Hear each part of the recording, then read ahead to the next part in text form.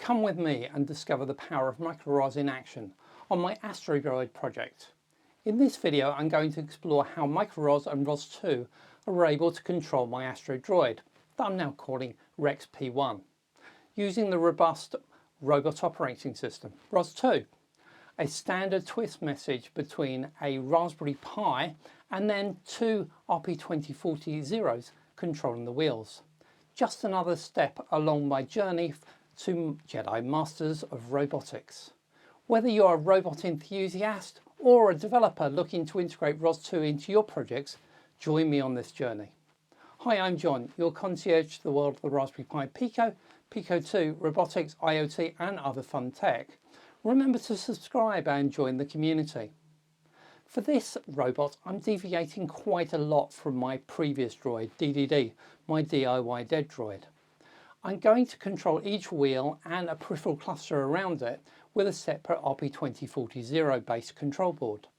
Then the central Raspberry Pi 5 will instruct each wheel how to behave, a MicroROS architecture if you like. In this video I'm going to look at the software. A lot of that is very similar to the MicroROS work I did around DDD and my XARM project. You can find playlists for those projects on the channel. The real difference here, I think, is in the logic for controlling and interpreting a twist message, moving to the central Raspberry Pi 5 interpreting that. That logic right now is in Python, whereas the firmware for MicroROS is in C++. If you like this video and it helps your learning or projects, why not drop me a cash tip using that super thanks button below the video or the payment link that's in the description. Remember, I'm saving these up to get myself to the open source conference in San Francisco, and I appreciate your help in getting me there, and of course I'd love to meet you all there too. Please hit the like button on the video and subscribe for more. This video is sponsored by Thistle technology. My droid has potential vulnerabilities with multiple microcontrollers and single board computers. How do I trust these are running my code and they've not been altered? I could implement a secure boot strategy across all of these. That requires a workflow to manage the keys and signing of the firmware.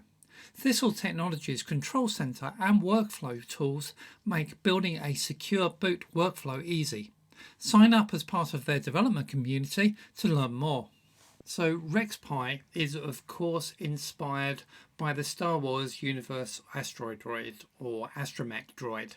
Small, versatile little droids that are meant to do stuff. The most famous Astro Droid is of course R2-D2. Rex Pi is going to be my reimagined droid, and there are clear differences between him and an R2-D2. Remember, I'm going to place microcontrollers, RP2040 boards, are right close down into each of the wheels to actually control the back wheels. In fact, there's probably going to be even more RP2040 boards throughout his body, controlling lots of other things too, but the ones I'm talking about in this video are the wheel controls, and so we have a controller on each of those two wheels. And then central brain is going to be a Raspberry Pi 5. Actually, my view is that we might actually have more than one, but anyway, at least one a Raspberry Pi 5 in there. I've already talked in other videos about how I've built up these boards, and in this video we're going to talk a bit about how I'm actually controlling them and how we get them to actually result in motion. And not just motion of the wheel itself, but actually motion of the whole droid, so the ability to steer. So we actually have a bit of an onion of capabilities that we need in order to be able to control the droid, and this is just for making it go backwards and forwards and turn. And so we're going to briefly go through all of these steps, and these steps are only half the journey in robotics. If I was going to go towards the full extent of navigation, which I hope to do and planning, then there's a whole load more steps and levels within our onion. At the centre of all of this, and the centre of our control, is, I guess, throttle, to be able to control acceleration against the motor. So this is a bit like, you know, the throttle in the car. You push the throttle down and the car moves forward. Exactly the speed that you get out of the car depends on other conditions going on, but it's, you know, the acceleration and increasing acceleration increases the speed in some way, and that's exactly what we do. And we're going to use PWM, pulse width modulation, to do that. And basically what you do is control the output for one output to go clockwise and one output to go counterclockwise. And I'm using a motor control board, as I've shown in a previous video in the electronics, to actually control the 12 volts going into the motor. So we put a PWM signal into that at 3.3 volts out of my RP2040, and that magically generates a 12 volt PWM signal going out into the motor, which gives us the drive. So take a look at that, and this is all very similar to what I did back with DDD, my DIY dev droid. And so you can take a look at some of the videos back from that project, because this is exactly the same at this point for control. Speed control, or speedo. Well, one of the things we need to next do is sort of read back how fast the motor actually is rotating, because the response that we're getting out of the motor is actually controlled not just by our throttle, but also by environmental conditions. If we're going uphill, if we've given the robot additional weight to carry, that's all going to affect its speed. So we read that back using these encoders, and these motors have encoders on them. They're basically Hall effect sensors that detect a magnet rotating on the back of the shaft of the motor, and so we can see how fast the motor is actually rotating. That's great because you can also get its exact position, as well as being able to work out how fast it's going. And speed is important because we need to have speed control to be able to actually do things like turn accurately. But also we're going to need to know where the robot is in space, and therefore how far it's travelled. So being able to read back this information is again really key for us. And again, this is the same as I've done with DDD, so there's no difference to what I was doing in the world of DDD, reading back the encoders and understanding how fast the motor is rotating. So if we've got a throttle so we can accelerate, and we've got a speedo so we can see what speed we're actually doing, then we can actually control the speed and actually say, have a cruise control function, if you like, to be able to say, turn this wheel at this speed. And we do that using an algorithm called PID, Proportional Integral Derivative. And this is what allows us to actually accurately try to keep that motor at a particular speed. Now, environmental conditions change that. Actually when you first accelerate, generally you over accelerate and then have to drop back. So there's a lot of things in this algorithm that allow us to try to minimize that and get to a stable speed as fast as possible. I've done other videos talking about the PID algorithm and how that works and demonstrated that. Please take a look at those too. So if we've got all of that in control, then we can start enabling it into the ROS, the Robot Operating System world, which means basically publishing details around actually how the motor is performing and taking instructions back of how it should be performing. So for publishing, we're going to publish a joint state. So each of our motors is basically, or wheels, is going to publish some information about I'm the left wheel or I'm the right wheel. This is my current position in radians. This is my current velocity. Effort I'm not going to measure, so it's only position and velocity I'm going to worry about publishing. But this is all done for a standard message called the joint state message. To take instructions, well, at wheel level, I'm going to take them using something called joint jog. And if you remember, I use joint jog with my X arm, my robotic arm, and controlling that.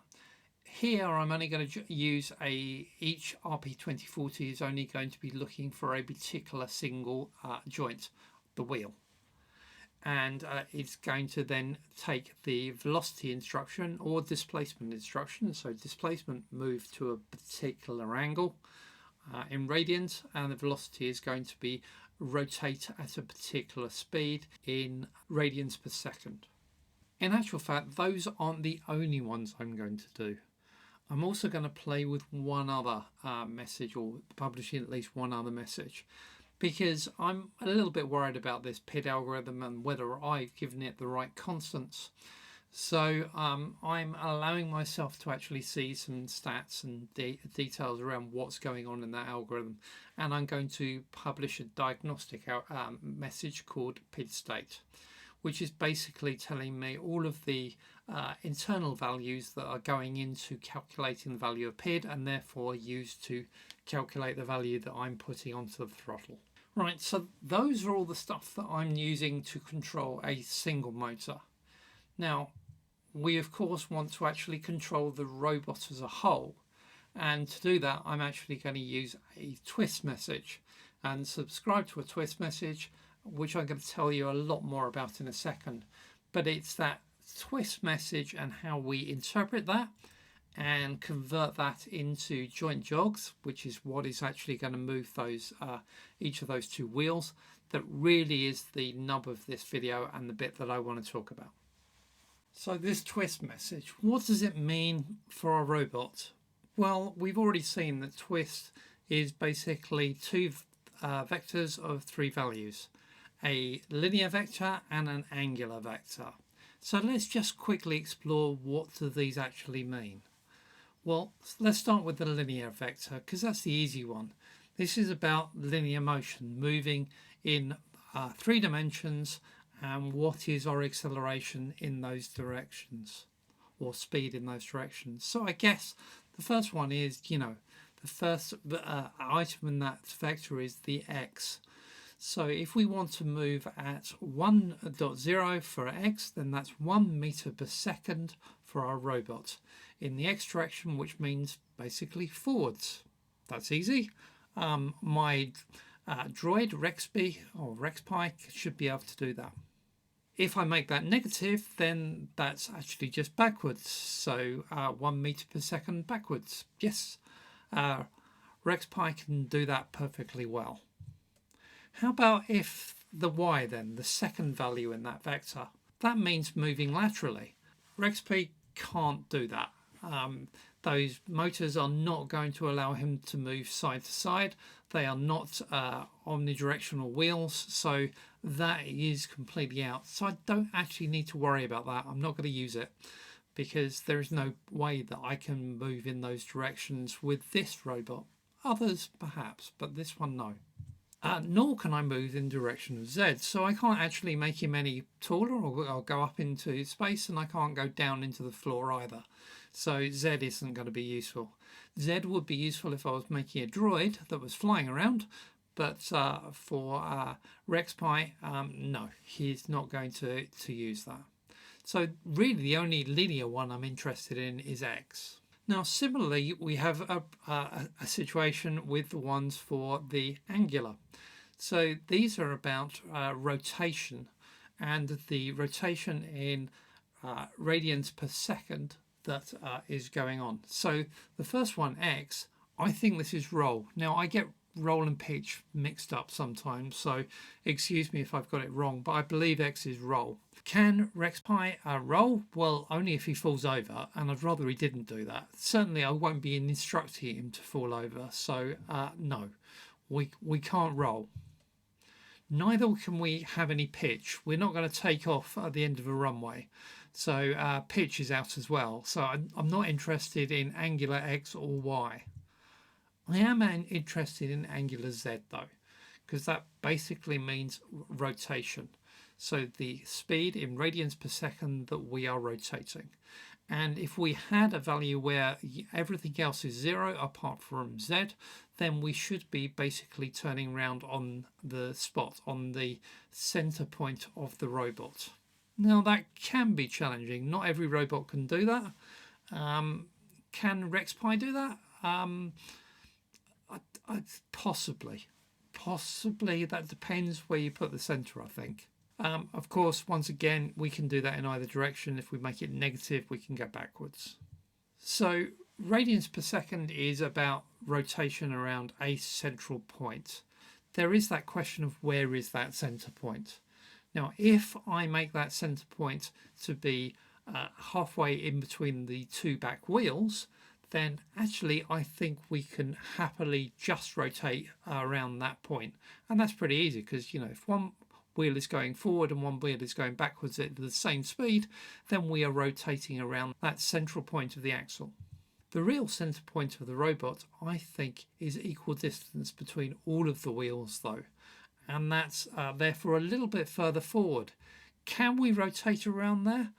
I thought not, but saying that, when I've been playing with him, he seems to be able to do that. So I don't know. I need to do a bit of maths on this one, but you get the idea. That's the point of whether we can do this or not depends where the center of the robot is. So let's do a little bit of maths, or math, depending on where you are in the world. And the bit of this is my least favorite bit of maths, trigonometry. But actually that's what we need to do to be able to interpret this twist message and do something useful for us with it, which for us is, or for me, is creating two joint jog messages that actually are going to cause those two wheels to rotate. So if we want to move forward at 1 meter per second, which is actually way too fast for this robot, but if we were going to try and do that, then what would be the instructions I want for each of those motors? And those motors are going to be in radians per second rather than meters per second. So I've got a little bit of calculations to do here. So obviously, if the robot's going 1 meter per second forward, then each of those back wheels is also traveling at 1 meters per second directly forward. And therefore, all I need to do is actually just convert that into radians per second. Radians per second is simply the velocity, 1 meters per second, divided by the radius of the back wheels. So that's a nice, easy calculation. How about if we are talking about a rotation as well? So we're moving forward and rotating at the same time. So this becomes a little bit more complicated. And at this point, I need to know a few other constants.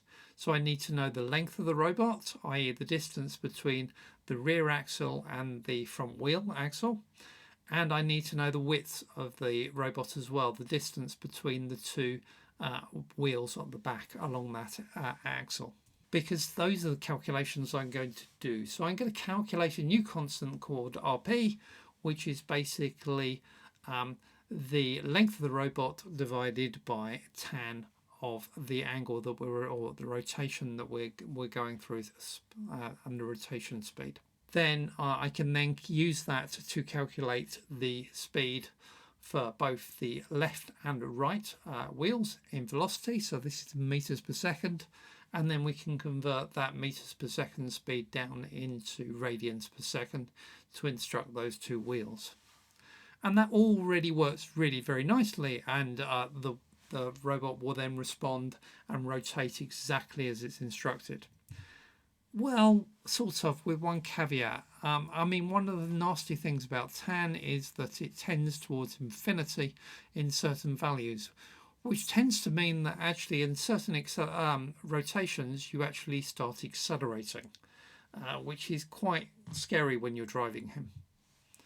So we do, I think, need to limit the value of VL and VR, and we need to do that in a proportional way so that when one of them is exceeded a speed, then we reduce both of them by the same proportion to bring them within tolerance. And that's sort of what I've been trying to implement. Now, I've implemented that at the moment in a simple way by actually limiting it by the value of the Vx. So, what is the x velocity? So in this example, I wouldn't allow any of the motors to be rotating any more than the equivalent of a 1 meter per second. That doesn't really give quite the responsiveness that you want, and I think I need to look at it again. But there is a proportional limitation, a limit of speed is required in here. The other thing is, this all is assuming that the center of the robot is the center of that back axle. Now that's probably okay for the moment, but I need to have a little bit of a think about that. Should I be looking at this and taking the twist and assuming that we're making a twist based on the actual center of the footprint of the robot, not actually the center of the back axle? And that's something that needs a little bit of more thinking about and a bit more work on for me. So to validate stuff, what I've been actually doing is using a DualShock 4 and connecting that up to my Raspberry Pi 5, and actually then using that to control and send twist messages through to the robot. And that means that I can at least feel the responsiveness of the robot, feel how that sort of works as I drive him around my apartment. And generally, I think the results are pretty good. He's working very, very well. I have a few things to think about around the control before we start thinking about odometry. Plus, I'm already working on integrating sensors, as I do want to get into a little bit of the body sorted soon. Since the last video, I think I've settled on a name for the droid. I'm going with Rex padewan, R for robot, E for the constant we use in acceleration, X because it makes it more pronounceable, P for Raspberry Pi technology, and 1 for the initial version. What do you think? Let me know in the comments. If you like this video and it helps your learning or projects, why not drop me a cash tip using the super thanks button below the video or the payment link that's in the description. I'm saving these up to get myself to the open source conference in San Francisco, and I'd appreciate your help in getting me there. And of course, I'd love to meet you all there too. Thank you very much for watching. If you enjoyed the video, then please do hit that like button and please subscribe so you don't miss the next video. Bye bye for now.